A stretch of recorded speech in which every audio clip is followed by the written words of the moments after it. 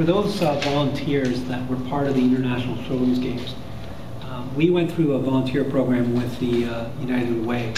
And most of our volunteers that helped us with the International Children's Games really wanted to be part of other events.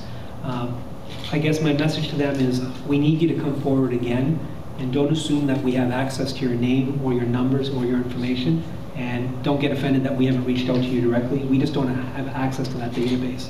It belongs to the United Way, we don't have access to it. So if you're a volunteer that's volunteered for an event, specifically the International Children's Games, I know I met most of you when we had the party for you after the ICG.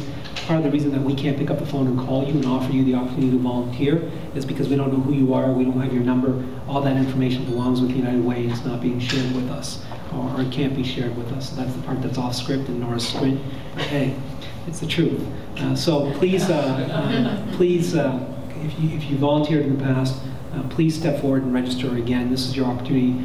Don't get offended and say, well, why haven't they called me? I've volunteered for them in the past. They've got my name and number. If they wanted me, they can call me. We just can't. We'd love to, but we can't.